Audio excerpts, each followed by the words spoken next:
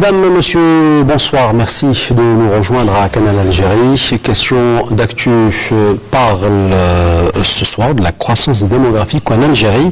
Dans son dernier rapport annuel, l'Office national des statistiques, l'ONS, confirme le retour du spectre démographique.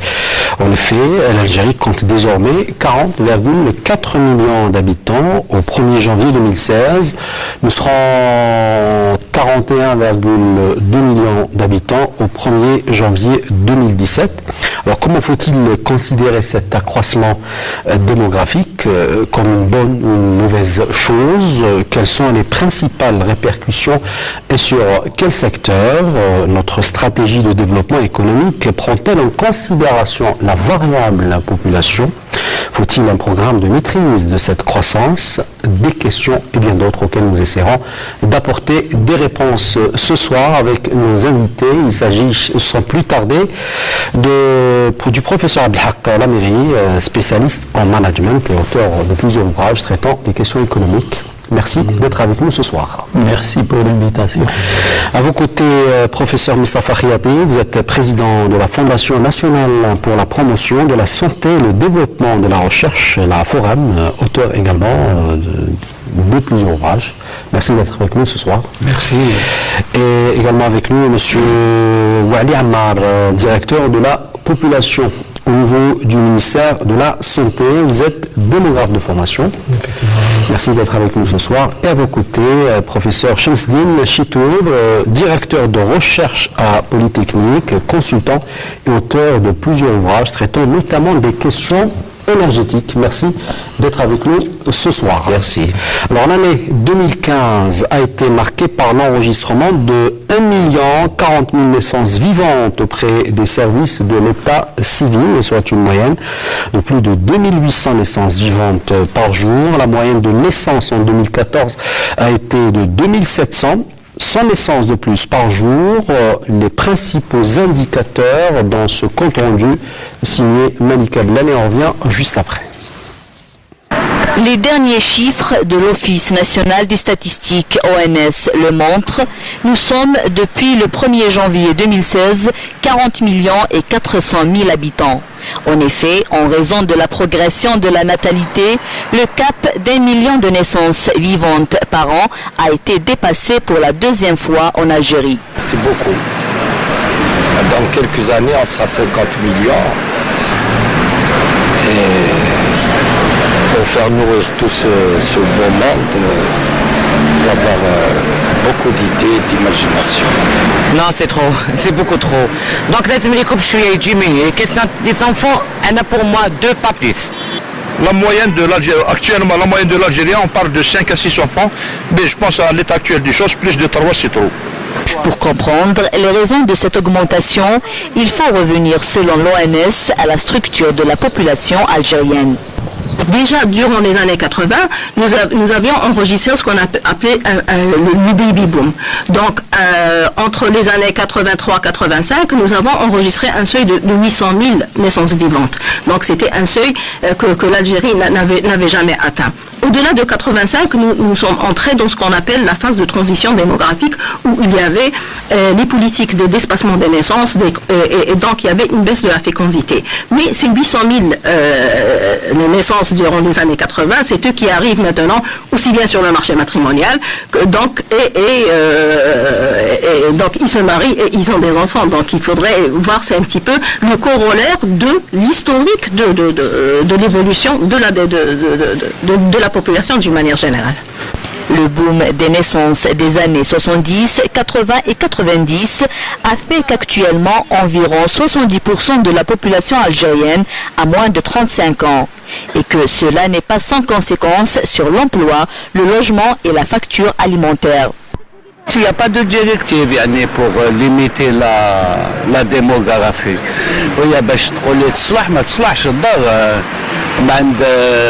On n'a pas les moyens, on n'est pas un pays industrialisé pour employer الشعب هذا.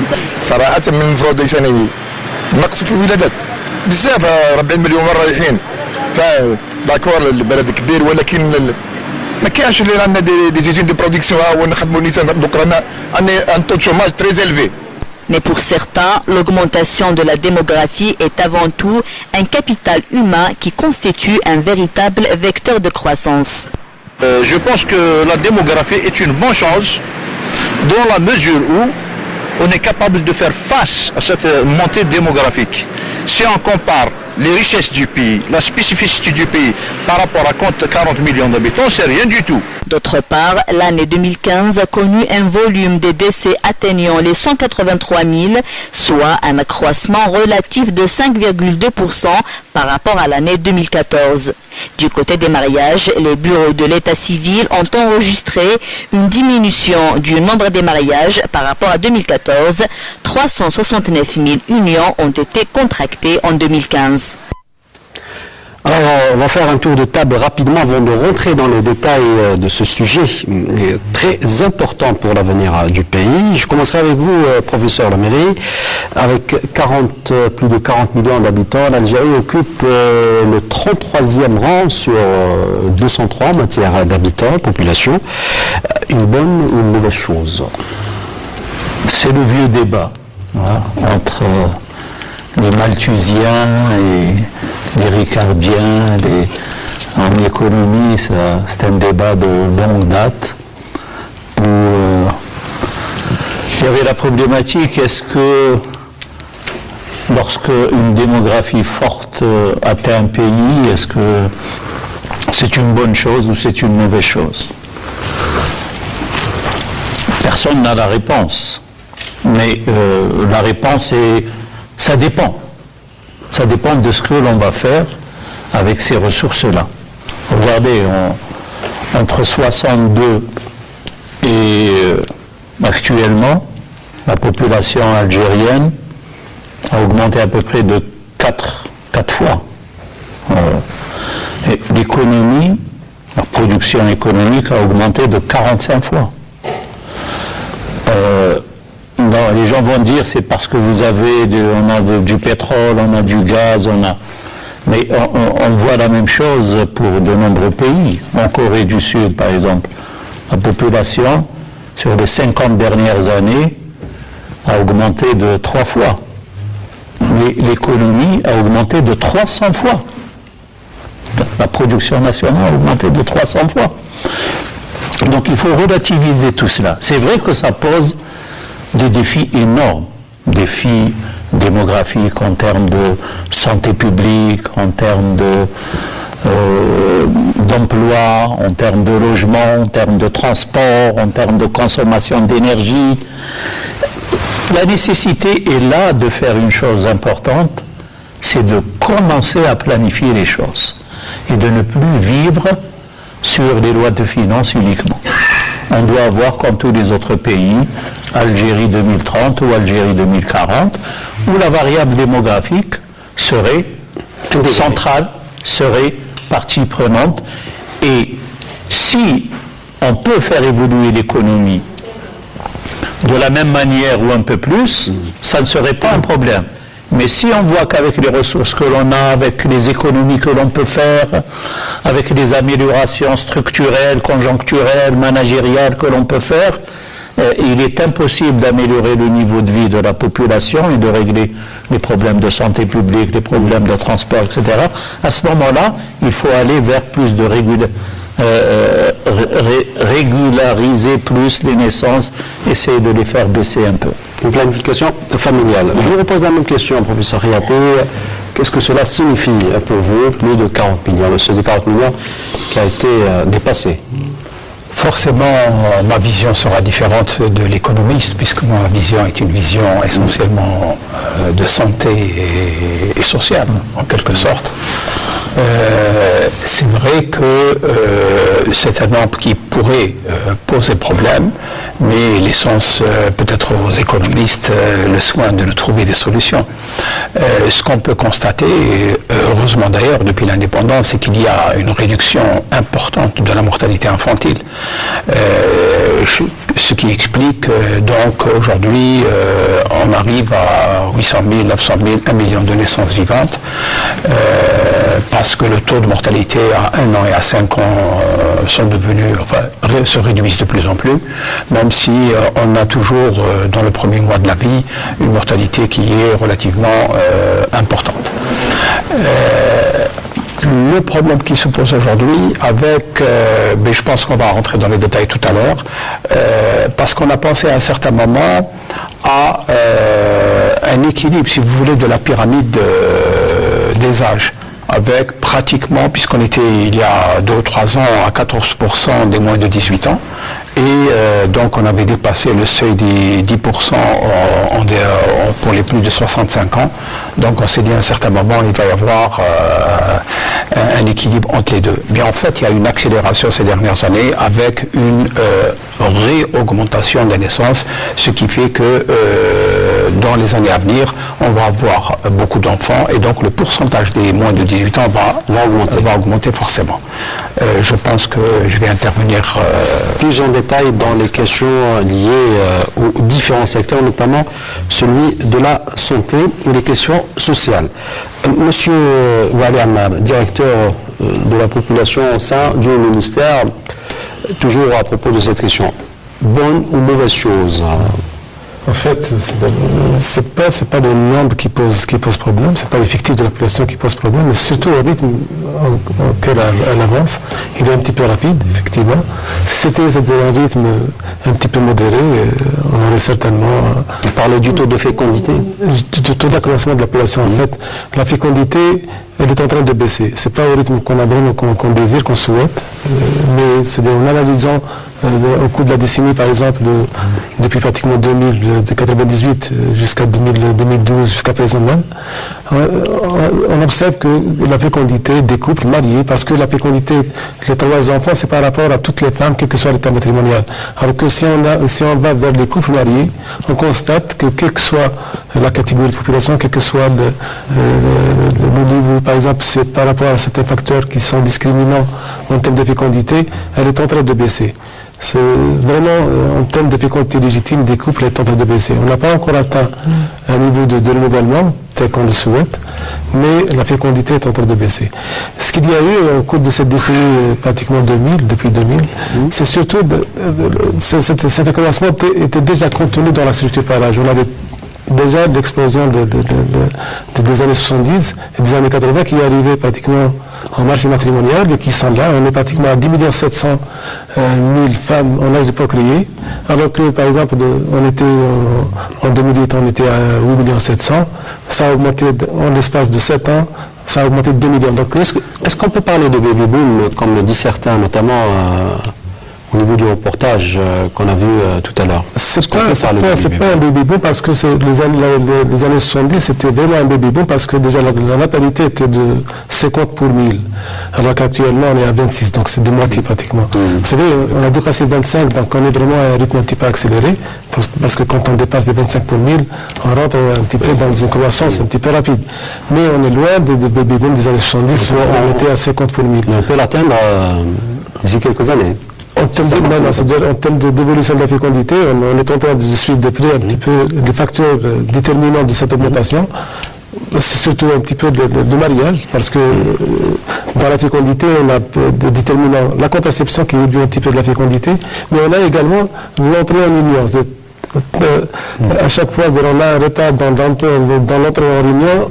On réduit un petit peu de l'exposition au risque, on réduit donc un petit peu du nombre d'enfants qu'on va avoir vers la fin de la vie de reproduction.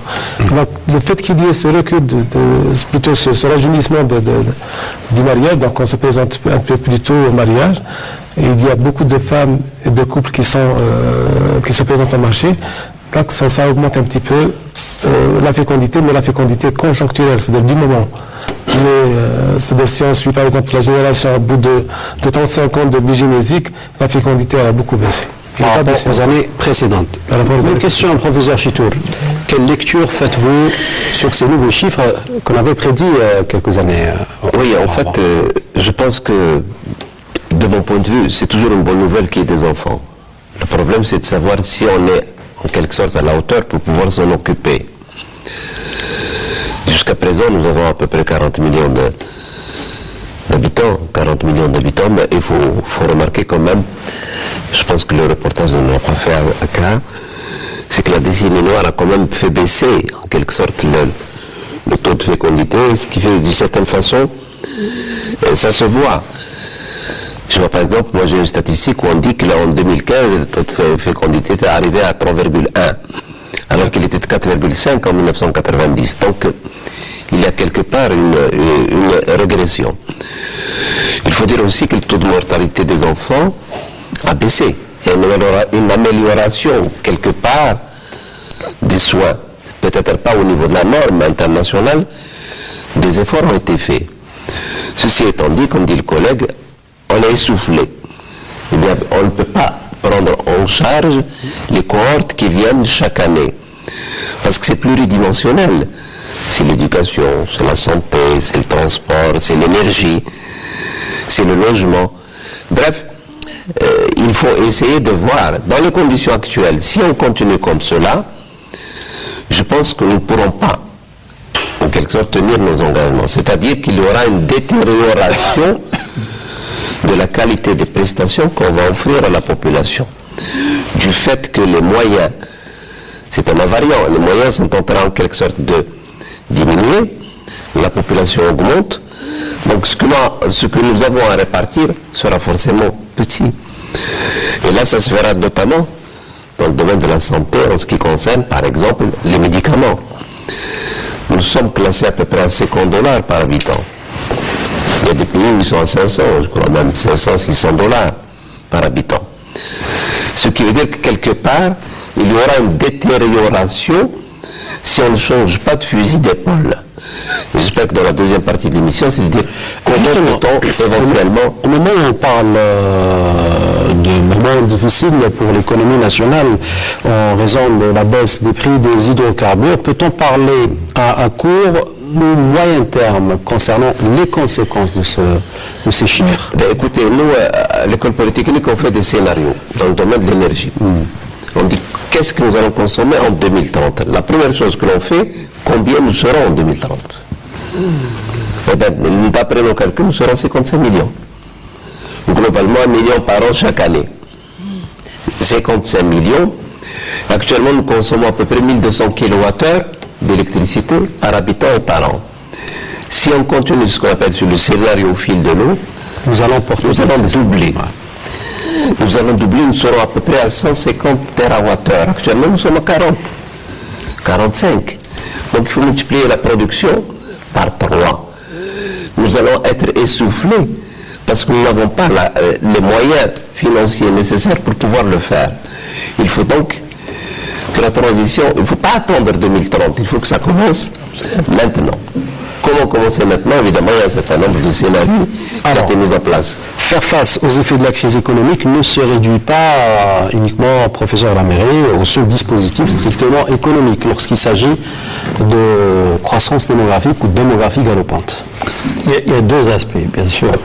Il y a l'aspect économique qui est quand même important parce que le défi le plus important ici, c'est la croissance économique et c'est l'emploi. Parce que si on arrive à une croissance économique de 9%, ou si on est moins optimiste, entre 5 et 7%, on aurait peu de problèmes de s'améliorer. Mais à condition aussi qu'il faut gérer autrement les autres secteurs. Le secteur de la santé, le secteur de l'éducation, améliorer l'efficacité et l'efficience par des politiques et aussi améliorer la consommation énergétique, consommation de médicaments, mieux consommer et mieux répartir le revenu national, mais en créant beaucoup de richesses. Mais pour le faire, parce que le défi le plus important, comme je l'ai dit, il y a plusieurs défis, mais le défi le plus important qui viendra, c'est le défi de l'emploi. Parce que si une personne a un emploi décent, un emploi productif, on peut taxer cette personne et cette personne-là peut, à travers un crédit, s'acheter un logement, payer des impôts, se soigner, etc. On n'aura pas de problème. Mais le problème, c'est si on laisse l'économie comme ça, et le grand problème économique que l'on a, c'est qu'on a un secteur productif atrophié. On a à peu près 800-900 000 entreprises dans un pays qui a besoin de 2 millions d'entreprises. Alors si on rajoute la croissance démographique d'ici 15-20 ans, on aura besoin de 3 millions d'entreprises. Il faut les créer. Et il faut identifier des secteurs qui vont nous permettre de réduire la facture d'importation et créer des entreprises là-dedans. Donc il faut créer une forte croissance économique. Je rebondis sur ce que vous venez de dire à travers une autre question. Alors, dans les chiffres publiés par l'ONS, la population en âge d'activité, c'est-à-dire entre 15 à 59 ans, continue d'enregistrer une régression passant de 63,1 à 62,5. Est-ce que c'est minime. Parce que là, c'est la proportion qui diminue, mais le nombre va augmenter. C'est-à-dire, au lieu d'augmenter de 1 million ou 700 000 par an, on va augmenter de 680 000, pas plus. Hein, le taux n'est pas... Mais on aura un défi important. C'est pas significatif, 1 ou 2%. Mais on aura des défis importants en matière d'emploi dans le futur, vu que les ressources baissent, vu qu'on a un petit secteur économique et la population commence à être grande. Donc il faut grandir aussi l'économie pour pouvoir supporter cette population-là. Alors d'autres défis, notamment et surtout, concernent le secteur de la santé, professeur Khiabi.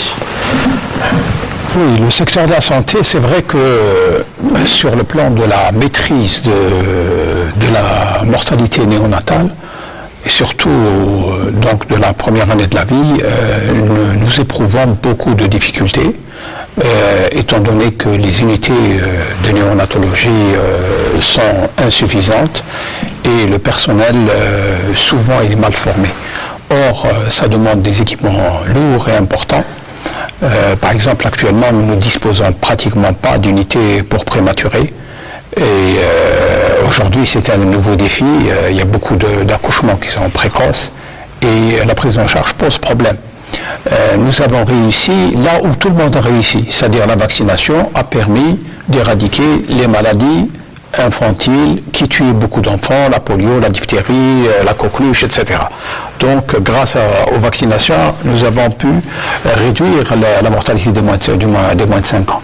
Mais pour la mortalité des moins de 1 an et surtout de du premier mois de la vie, les difficultés sont tout autres. Et nous le voyons sur le terrain aujourd'hui. Ça, c'est un défi. Et avec 1 million de naissances, c'est sûr qu'il va y avoir beaucoup de problèmes durant le premier mois de la vie de ces enfants-là. Et cela veut dire tout simplement qu'on va avoir des problèmes par la suite, c'est-à-dire des problèmes d'handicap qu'il faut gérer et dont le pourcentage va probablement augmenter, étant donné l'importance, puisque ces flots qui arrivent ne sont pas attendus et ils ne peuvent pas être pris correctement en charge, c'est clair.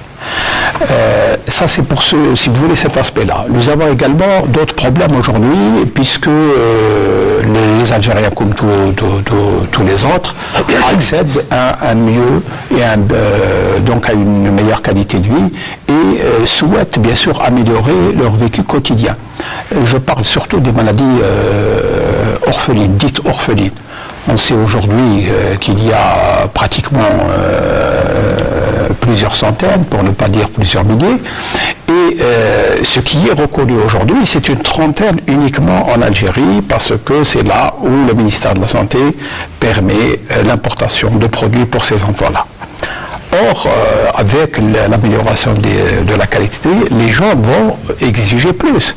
Et donc, les moyens diagnostiques permettent de diagnostiquer plus. Et on sait que dans ce cadre-là, les coûts sont beaucoup plus élevés.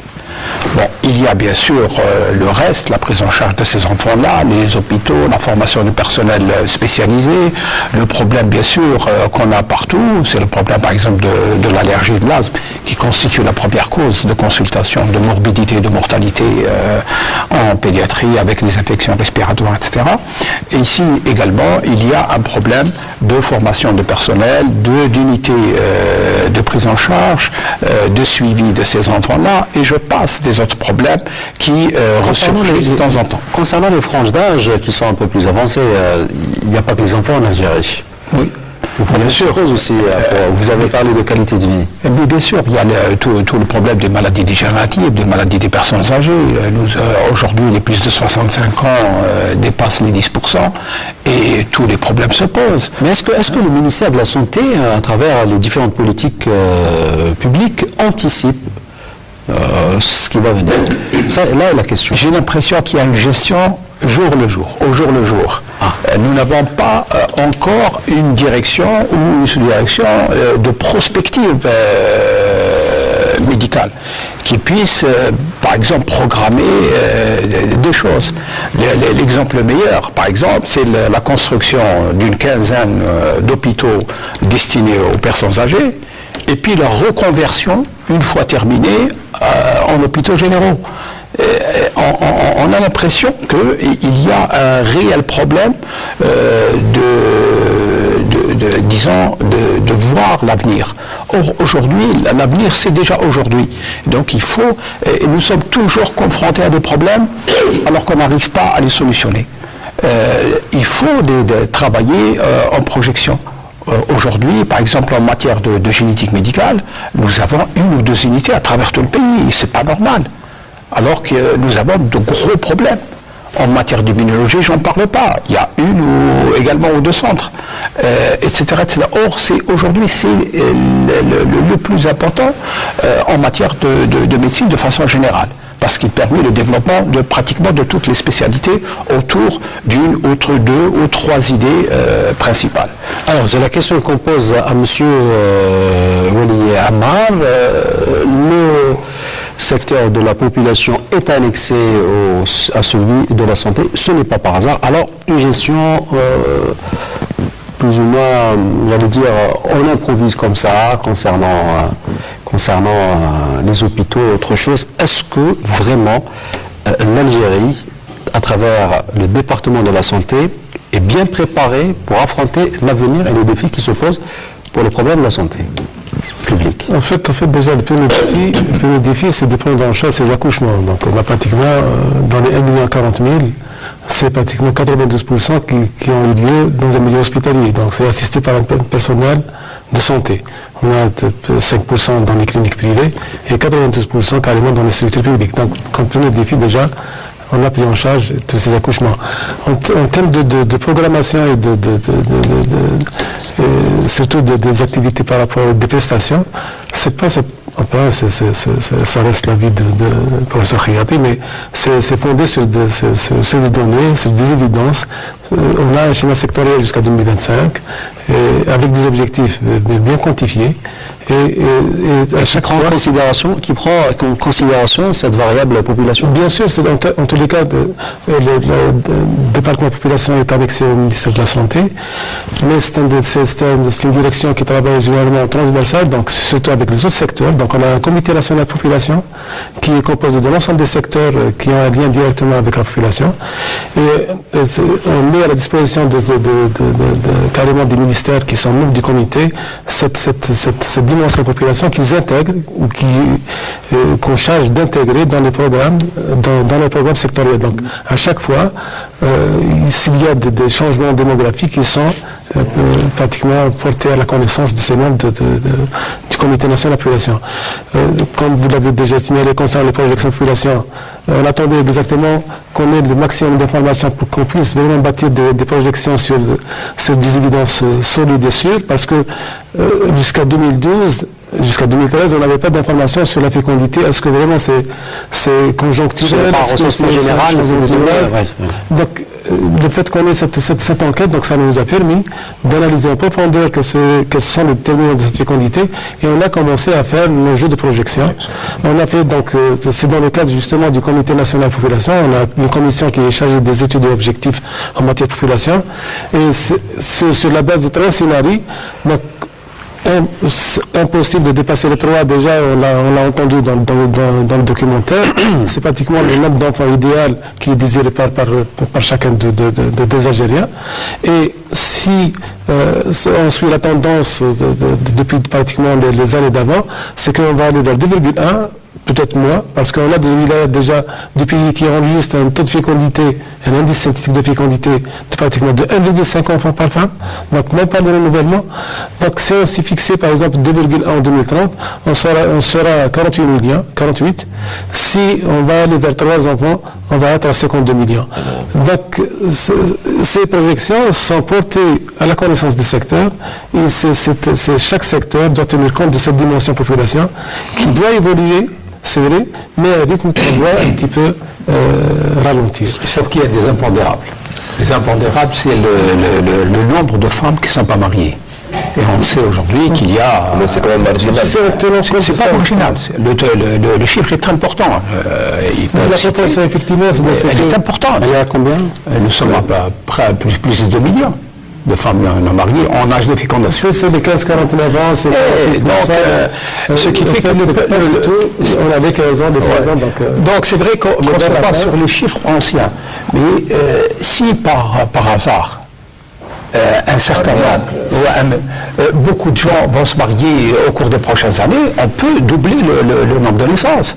Le problème, ce n'est pas uniquement d'attendre. Voilà. Mais bien sûr, c'est un scénario comme les autres. Donc c'est pour ça que tous les scénarios doivent être étudiés avec des projections réelles et réalistes surtout. Pardon. En tous les cas, concernant la projection de la pas, c'est vrai, on a l'aspect nuptialité, mais on a une structure. C'est-à-dire, dans 15 ans, c'est-à-dire en 2015, c'est la génération 2000 qui a enregistré le plus bas volume de naissances, 589 000, qui va rentrer. Donc, on s'attendrait dans 5 ou 6 ans, si on va vivre exactement ce qu'on a vécu dans les années 90, c'est moins de naissances. Donc, on a vraiment une structure qui va être, à chaque fois, ça se gonfle parce que c'est les générations qui montent. Et à chaque fois, on a un potentiel de production qui est important, qui donne des naissances encore plus importantes. Mais à chaque fois, on a un potentiel qui est un petit peu réduit et va donner des naissances encore plus réduites. Donc, on a une structure très difficile. Il nous intéressait parmi les questions que nous posons aujourd'hui, les questions qui ont été posées tout à l'heure par des citoyens. On est loin un peu de la famille restreinte prenait pendant les années 80 où il y avait un baby boom, comme vous le disiez tout à l'heure. Alors, faut-il relancer le débat autour de cette famille restreinte, surtout qu'économiquement, les choses ne se présentent pas aussi bien? Là, c'est une étude sociologique. La société algérienne a changé. Ce n'est plus la même société qu'avant. Il y a un phénomène de mimétisme de ce qui se passe en Occident. Et c'est encore plus facile. Plus facile et plus difficile parce que vous avez la chose facile, mais vous avez avec le bébé et l'eau du bain, c'est-à-dire vous perdez un certain nombre de valeurs que nous croyons gravées dans le marbre chez nous. Tout est en train de partir en quelque sorte en l'air du fait par ce mimétisme ravageur sans l'utiliser et sans l'étudier sereinement pour en prendre la substantifique moelle, ce qui est de bien. Nous on prend tout. Et donc, vous avez des couples qui veulent vivre seuls. Il n'y a pas de parents avec eux. Et donc, évidemment, ça induit des problèmes de logement. De plus en plus, il y aura des problèmes. Et là, vous avez à côté, vous avez ce qu'on appelle les mouroirs. Le troisième âge, on les met dans l'Ajaza, quoi. C'est des véritables mouroirs. La tradition que l'on avait avant, je ne suis pas un nostalgique, mais la tradition qu'on avait avant, c'était les grands-parents qui éduquaient. Problème d'éducation très important. Le petit. Maintenant, il y a une atomisation. C'est-à-dire que nous n'avons pas encore fait notre deuil de ce qui s'est passé avant. Et nous sommes en apesanteur, nous sommes en quelque sorte arrimés à un Occident qui nous donne de bonnes choses, certes, mais aussi certaines choses qui sont à milieu de notre vécu, de notre civilisation, de notre culture. Et là, évidemment, nous sommes au milieu du gué. Mais pour revenir à ce que disaient tout à l'heure les collègues, je crois que le grand problème que nous n'avons pas cette fameuse autorité de planification qui va nous permettre de dire voilà le cap. Nous l'avions. Je me souviens dans les années 70, je ne sais pas, vous vous souvenez tous d'un film qui s'appelle Arish Bthamash. Oui, largement. Ouais. C'était à l'époque le ministère de la planification. Il a disparu. Oui. Et qui faisait ça, et qui s'éduquait autant que faire se peut. Et dire attention, on ne peut pas, etc. Vous avez un bonhomme avec 2 enfants, et l'autre en avait 12, je crois, quelque chose comme ça, magistralement interprété par les 2 acteurs. Ça a disparu. Je reviens sur le fait que Je suis de ceux qui croient que nous n'avons pas trop. 40 millions, c'est pas beaucoup. 40 millions sur 380 000 km², c'est beaucoup. Mais nous avons 2 383 741 km².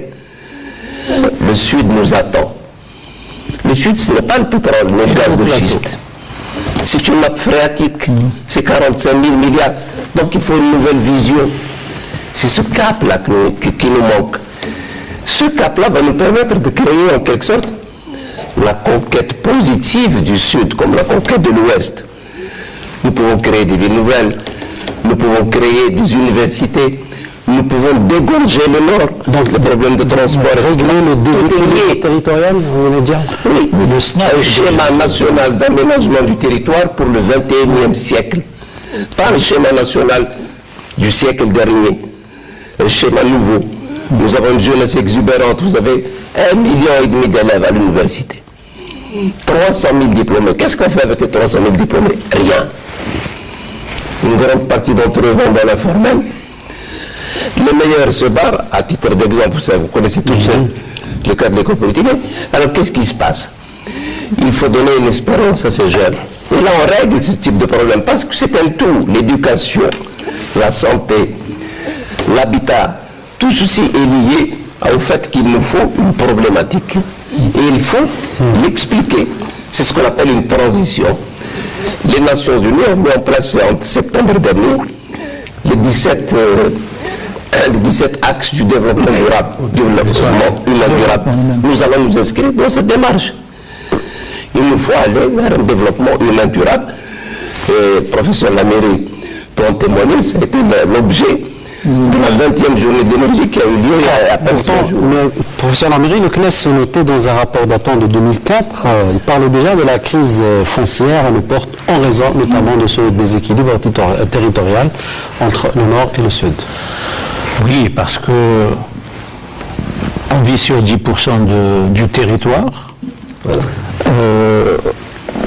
Il y a des tentatives, il y a des réflexions. Tout le monde est d'accord, l'ancien SNAT qu'il faut réactualiser, le schéma d'aménagement du territoire qu'il faut réactualiser pour faire en sorte qu'il y ait une meilleure répartition de la population à travers une meilleure répartition de l'activité économique. Donc tout le monde est d'accord pour dire que l'avenir de l'Algérie, c'est pousser vers les hauts plateaux et puis le sud. En créant des villes nouvelles, des activités là-bas, il y a tout un potentiel pour faire en sorte que les Algériens font aussi la ruée du Sud, comme l'ont fait les Américains pour la ruée de l'Ouest, et créer une nouvelle dynamique économique. Et à ce moment-là, on ne va pas, à un certain moment, cette croissance démographique va être beaucoup plus bénéfique que problématique. Il faut créer cette croissance économique. Et il faut que l'on arrête aussi avec ce pessimisme ambiant qui veut dire voilà une population qui est en train d'augmenter, elle va tout ravager, voilà les prix pétroliers qui chutent et puis il n'y a plus de ressources, donc la situation est morose, on joue à se faire peur et vous savez l'économie est une question de confiance.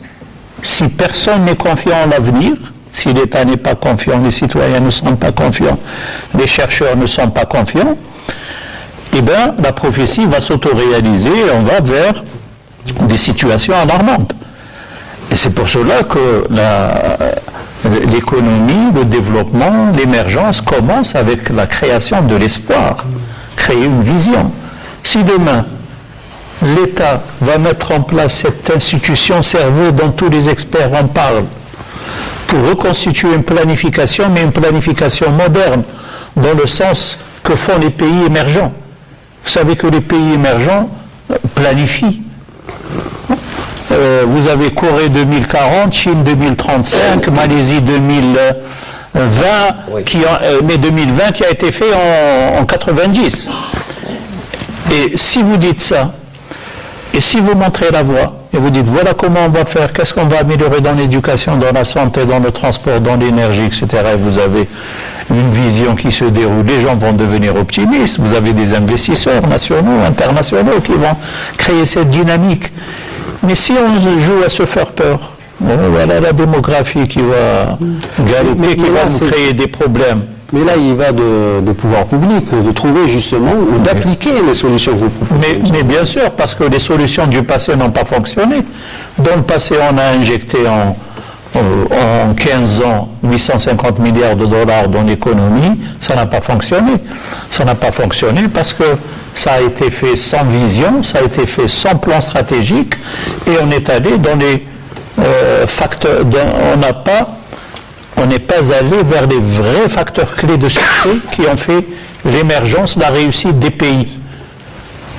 Les vrais facteurs clés de succès, c'est les cerveaux humains, il faut investir beaucoup dans ça. Il faut investir dans la vision, dans la stratégie, les industries du savoir. On va aller dans le sud, on va aller vers les hauts plateaux, on va créer de nouvelles villes, on va redynamiser l'économie. Mais ça demande toute une industrie du savoir qu'il faut savoir créer en investissant. Si on met de l'argent dans ces facteurs clés de succès, je ne vois pas pourquoi on va échouer là où la plupart des pays ont réussi. Mais il faut créer cet ensemble-là, il faut créer cette vision stratégique, il faut créer cette vision. Loin d'être pessimiste, professeur Lamairie, si rien n'est fait, quel type de scénario faut-il s'attendre? Si rien n'est fait, ou si on continue avec des politiques du passé, c'est clair ce qui va arriver. On aura une croissance molle de 1 ou 2% sur les 20 prochaines années. On aura un niveau de vie qui va baisser, régresser. On aura une grande population avec une grande pauvreté. Vous aurez 3% de la population qui va bien vivre et le reste va survivre très difficilement. Et on aura des problèmes de logement qui vont exploser, on aura des problèmes au niveau de l'éducation où les gens vont s'entasser dans des classes, les problèmes de santé vont s'aggraver, etc. Si on n'a pas ces dispositions, ce plan la futuriste, cette vision, cet optimisme-là, qui va nous faire sortir de ce marasme-là, on ira vers une paupérisation qui, j'espère, ne surviendra pas dans notre pays. Alors, ça se pose les questions économiques. Quel scénario faut-il s'attendre sur le plan social? On pourra paraphraser l'adage ancien qui dit le problème ne se pose pas en termes de bouche à nourrir, mais de bras qui peuvent travailler. Je pense que ça dépend comment on va prendre le problème. Effectivement, il y a des possibilités. Nous sommes toujours rivés sur l'Europe, alors que l'avenir se joue en Asie.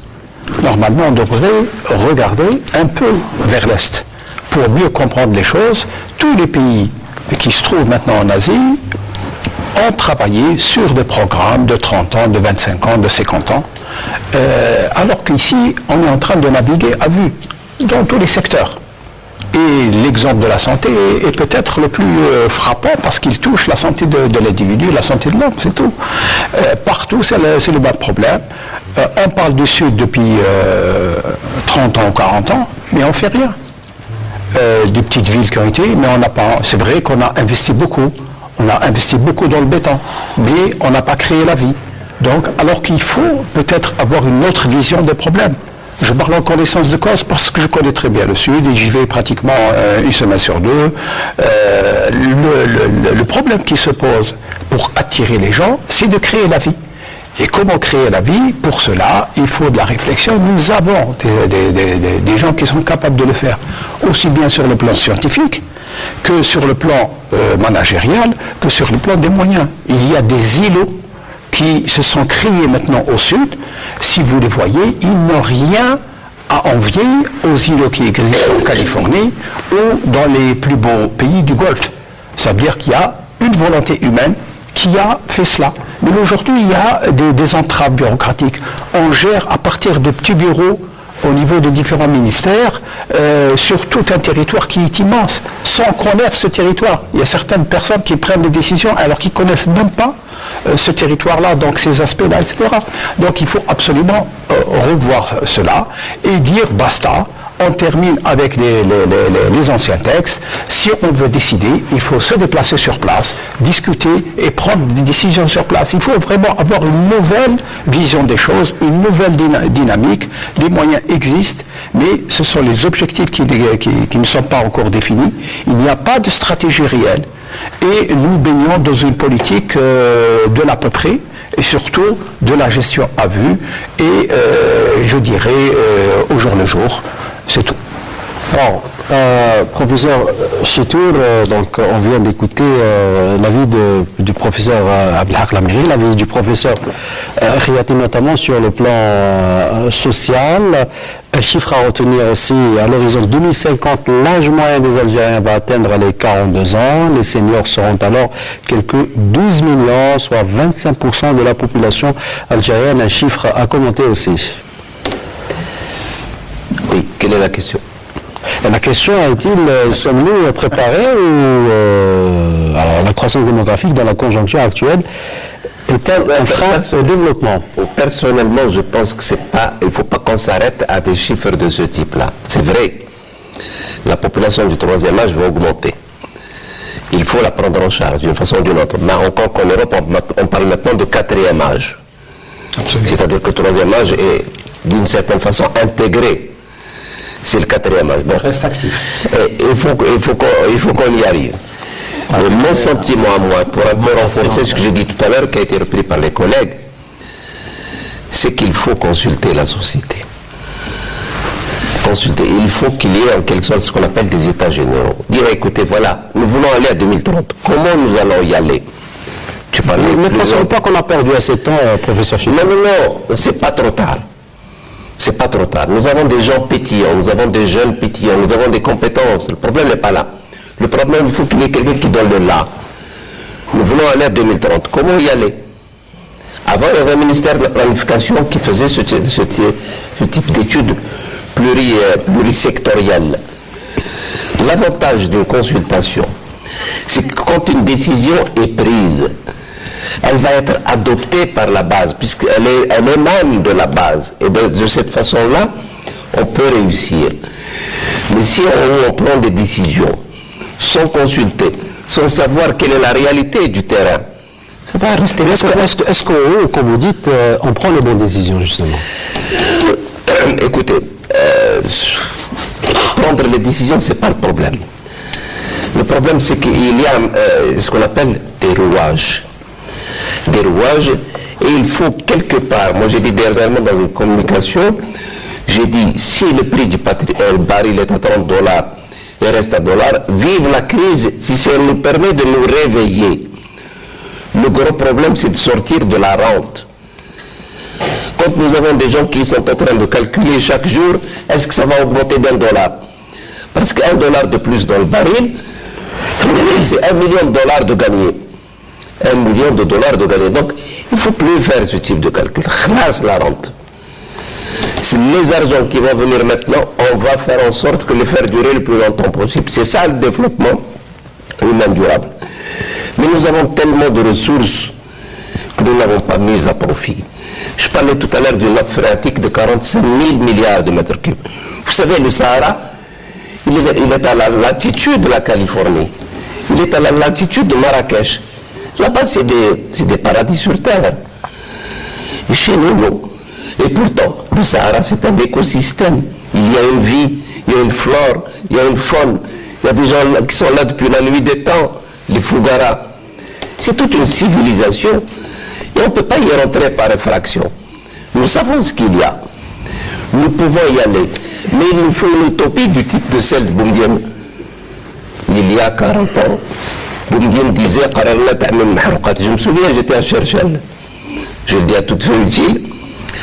Et quand il a dit ça, tous les jeunes militaires qui étaient du service national, nous on était dans le pétrole. Il y a des gens qui sont partis au barrage vert, d'autres qui sont partis sur les 1000 villages agricoles. Il y avait une utopie. Il nous manque ce feu sacré qu'on pourrait donner à cette jeunesse. Pour peu qu'on aille dans la bonne direction, elle nous suivra. Et ce n'est pas une question de fatalité. On peut s'en sortir et nous devons nous en sortir. Alors, parmi les défis qui se posent aujourd'hui, notamment et surtout, je le dis encore une fois, concernant le secteur de la santé, concerne spécialement la sécurité sociale. Ça ne relève pas du département de la santé, mais c'est étroitement lié au département de Mahmoud Goudiaf. Effectivement, tous les cas concernant la sécurité sociale, que ce soit en termes de remboursement des médicaments, que ce soit en termes de, par exemple, des retraites, donc la dynamique démographique, elle va effectivement poser un petit peu quelques difficultés carrément par rapport à la sécurité sociale. Mais je voulais dire, juste par rapport à ce qui a été dit, que pour nous, en tant que population et santé, c'est que on n'est pas, ça n'a pas dit qu'on on va maintenir, on va demander ou privilégier le maintien de la croissance démographique telle qu'elle est, mais il faut se mettre en tête que quand on était à 10 500 000 en 62, on avait pratiquement une espérance de vie de 47 ans, avec une mortalité pratiquement qui dépasse les 180 pour 1000. On est actuellement à 40 millions, avec une espérance de vie qui s'approche de 70 qui a diminué par rapport à l'année précédente. C'est dérisoire. Je parle pour les hommes. Ça diminue de très peu. Ouais, c'est des fluctuations tout à fait qu'on observe d'année en année. C'est pas vraiment une baisse. Pas significative. C'est pas significatif. C'est des chiffres. Mais il y a une chose, c'est que en tant que de population et santé, c'est qu'on doit s'assurer que chaque enfant qui est né dans un couple, c'est un enfant qui est désiré. C'est pas un accident. Deuxièmement, il faut que chaque couple ait l'accès à la contraception. Donc, on est en train de développer par rapport à ça. L'offre, la prestation en termes de planification familiale est dispensée pratiquement dans 95% des polycliniques et des salles de soins qui sont pratiquement au niveau de tous les territoires. Les besoins non satisfaits qui étaient pratiquement autour de 27%, pardon, 24% en 2002, ils sont actuellement de 7%. Donc, le fait qu'il y ait cette augmentation de naissance, c'est vrai, on a l'effet de recul de la nuptialité, et c'est tant mieux, c'est un bon signe en tous les cas. Mais avec le temps, ça va se stabiliser autour de 2,5 à 3. On ne va pas dépasser les 3 parce que ça coïncide avec le nombre idéal d'enfants désirés par chacun de nous. Donc vraiment, en termes de l'avenir, effectivement, pour rentabiliser cette ressource, pour tirer profit de cette ressource en tant que dividende démographique, il faut envisager effectivement des schémas de développement qui sont... La baisse du taux de fécondité fait qu'il y a une planification qui se fait d'elle-même. Je veux dire, elle est évidente. Il y a l'éducation. Aujourd'hui, il y a les petits appartements, les familles nucléaires, c'est-à-dire juste le couple avec un enfant. Ça va de soi. Le problème ne va pas se poser comme dans les années 60 et les années 70, d'une politique de planification. Et je pense qu'il faut trouver autre chose. Aujourd'hui, on ne peut pas prendre des réflexes vieux pour les appliquer à de nouveaux problèmes. C'est vrai qu'on est confronté à de grands chiffres, mais ce n'est pas avec la planification, puisque nous avons un taux de fécondité qui est bas, qui est relativement bas, pour ne pas dire très bas dans certaines régions. Le problème aujourd'hui, c'est vrai qu'il y a une amélioration des conditions de vie des Algériens. Les Algériens espèrent et veulent avoir également un certain niveau de santé, etc. Donc nous sommes tenus à lui préparer cela et nous avons les moyens. Vous savez qu'il y a eu 100 000 médecins qui ont été formés depuis l'indépendance à aujourd'hui. Donc ce n'est pas un problème de cadre. Maintenant, s'il y a des retards qui ont été enregistrés à droite et à gauche, notamment dans la production des médicaments, parce que si on avait fait une politique volontariste comme beaucoup de pays arabes, et en particulier nos voisins, nous aurions aujourd'hui 100% ou 120% de production de médicaments. C'est tout. Les problèmes sont très simples. Professeur Khiati, vous voulez dire quelque chose Je dis que ça pourrait être une excellente aubaine pour l'Algérie. Je crois qu'on a discuté largement ici de nombreuses fois et ailleurs. Et je trouve qu'il y a un consensus d'experts maintenant sur cette question économique. Tout le monde réclame une planification du type asiatique, une planification souple avec un think tank et qui fait que l'État doit avoir une vision sur le long terme. Si maintenant, dans les prochaines années, on n'aura pas ça, on ne comprendra pas pourquoi. Parce qu'il y avait un débat au début des années 90, lorsqu'on a commencé à faire l'économie de marché. Il y a certains qui disaient qu'il ne faut pas planifier, il faut enlever le ministère du plan. Il y a d'autres qui disaient qu'il faut l'avoir puisque les Asiatiques l'ont. Maintenant, on comprend pourquoi les pays développés ont des structures légères, parce qu'ils ont achevé leur transition, ils ont un bon système d'éducation, de santé, etc. Mais nous sommes en train de le construire. Et quand on est en train de le construire, il faut absolument cette vision, cette planification. On est en train de faire une ingénierie globale de tout le pays. Parce que tout est à revoir, l'éducation, la santé, l'économie, l'importation. On est en train de refaire tout. Et quand on refait tout, on a besoin d'une cohérence. Et cette cohérence ne peut être faite que par cette institution-là. Et on va devenir optimiste le jour où elle va voir le jour. Merci, professeur Abdelhak Lamiri, spécialiste en management, auteur également de plusieurs ouvrages. Merci à vous également, professeur Mustafa Khiati, président de la Fondation nationale pour la promotion de la santé et le développement de la recherche, la FOREM. Merci également à vous, monsieur Wali Ammar, directeur de la population au ministère de la Santé. Vous êtes démographe, je rappelle également. Et merci à vous également, professeur Shamsdine Chitour, directeur de recherche à Polytechnique. Merci à vous également, madame, monsieur, de nous avoir suivis. On espère vous retrouver la semaine prochaine pour un nouveau numéro de questions d'actu. Je vous dis au revoir et à la semaine prochaine.